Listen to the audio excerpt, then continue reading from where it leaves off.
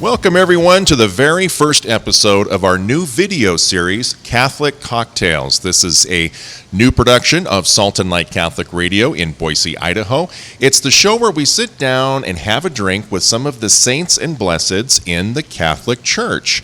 And the saints and the drinks are all inspired by this book, Drinking with the Saints, The Sinner's Guide to a Happy Holy Hour by Michael P. Foley. Each week we will be talking with Teresa Zepeda about a particular saint that has his or her feast day during that week or maybe on that day. So Teresa will give a little bit of background about our featured saint, and then after that we'll bring it back here to us.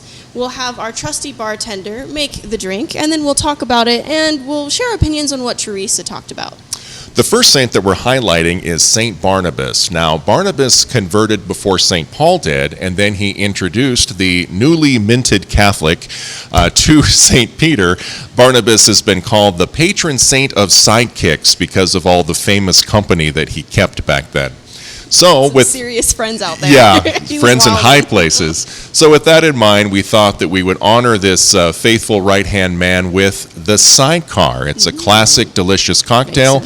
Here are the ingredients that you're going to need for later. So you might want to get a pad and pencil to write all of these down. Extensive list. Brandy, triple sec, and lemon juice. There you have it. There you have it.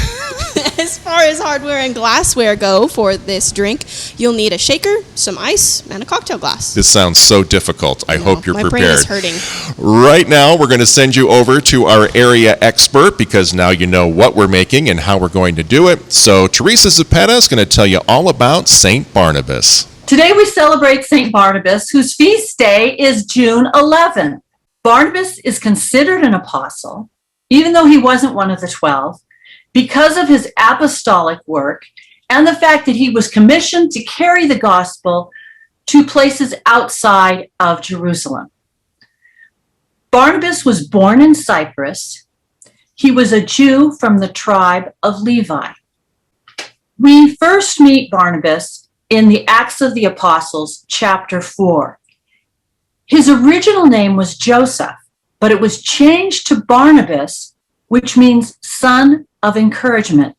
That gives us some insight into the character of Barnabas. He must have been cheerful, uplifting, had a motivating personality for him to get the name Barnabas. The Christians who lived in Jerusalem were not so anxious for Saul to enter their company. After all, he had a reputation, and rightly so, for being a murderous persecutor of the Jews. And so they were somewhat reticent about having him join the company. I even read that the Hellenists wanted to kill him because they thought he was a risk to the church. Barnabas, son of encouragement, takes Saul by the hand and introduces him to the apostles and vouches for his character. That was just the kind of God Barnabas was. Then in chapter 11, we find that after Stephen's martyrdom, the Christians in Jerusalem began to disperse. They went to, one of the places they went to was Antioch. And they started to form this Christian community that was growing. It was decided in Jerusalem that somebody needed to be sent to instruct these neophytes. Barnabas, the son of encouragement, was sent. And it even says in the gospel that he encouraged them to hold fast to their commitment, and their numbers grew. Barnabas then went to Tarsus to ask Paul to join him. And for a year, they preached the gospel to the people in Antioch. While they were there, a famine broke out in Judea, and the Christians in Antioch raised funds to help the famine-stricken Judeans. Paul and Barnabas were chosen to bring those funds to that Christian community. On their return to Antioch, Barnabas invited his nephew, John Mark, to join him. John Mark, also known as St. Mark the Evangelist. So the three of them go back to Antioch. And while they are there, God calls Paul and Barnabas, and they are commissioned to go on their first missionary journey.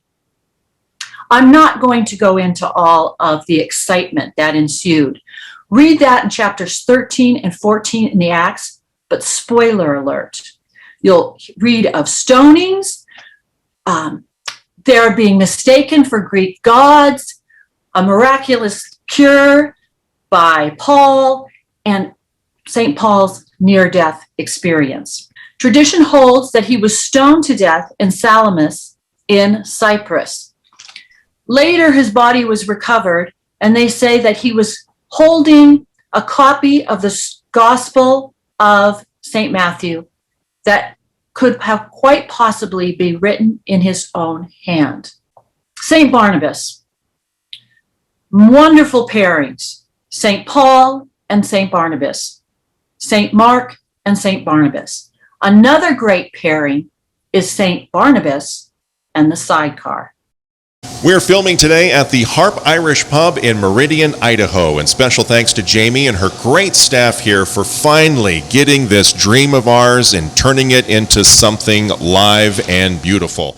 Joe, walk us through this incredibly difficult process of making the classic cocktail, the Sidecar. Well, I don't know about difficult, but so what you need first is a shaker, which you can get on Amazon or anywhere else that really serves drinks. What you want is a little bit of ice, not too much, not even really half, because the ice is really what's going to help you with this drink, because you want to be able to fill up a glass. And so when you're shaking the ice, you're breaking up the ice, really much mixing the ingredients together instead of stirring it.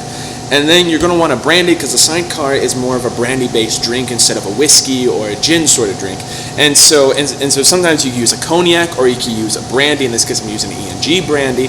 And then the Sidecar is also famous for having very much an orange sort of like zesty flavor to it. And so you're going to be using a little bit of orange curacao for this, and then also a little bit of lemon juice for a little bit more citrus. And then it's always optional, but you can top off with you can garnish with an orange twist, in which you can squeeze out the juices of the orange twist and then twist it into the drink and then pour the rest of it in.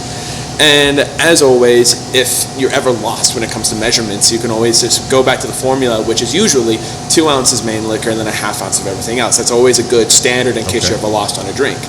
And then after you shake all the ingredients together, and after you've already put the lemon twist inside the drink, shake it vigorously. That way, you're mixing all the ingredients together, breaking up the ice, and then you put a little filter on it, and then you should have enough room to fill up a martini glass. Now, optionally, depending on where you go, you can get the martini glass rimmed with sugar. It all depends on where you're going.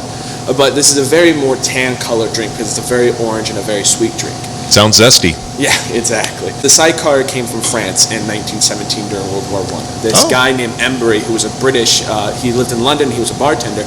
His friend in Paris actually ended up originating the drink, because during World War I, an American captain would come in to this French pub and always order this drink. And they're like, well, it's got to have a name. And so the American captain would always show up in a Sidecar. And so this French bartender ended up just calling it the Sidecar. Great. Yeah. All right, so what you want to start off with, if you have some time on your hands, is to take a little bit and take a peel of an orange and just kind of squeeze as big as a peel as you can get, so that way you can get as much of the juices out, which you can squeeze into the glass and get as many oils in there, and just kind of rind the glass with it, so then the glass becomes very aromatic and ready for the rest of the drink. And then after that, you're going to take your shaker,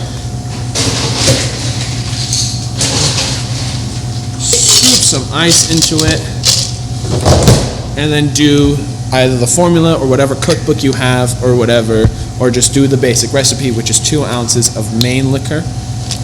Put that there. 2 ounces of main liquor, which in this case is a brandy, and then a half ounce of everything else. And after the brandy, we're then going to be going to orange curacao. You can also use triple sec if you want, but this is just a nice, instead of a syrup, it's just a nice liqueur. Half ounce of that. And then after that, it really determines on you how much citrus flavoring you want in the drink, and then you can pour a little bit of lemon in there as well. Boom. And then after that, take the top of this, lock it, twist it, bop it, and then just shake it.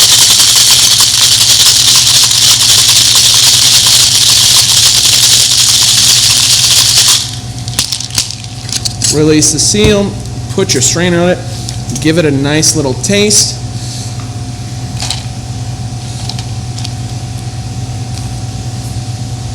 Amen, brothers and sisters. This is a drink ready to go. And then strain that into the glass.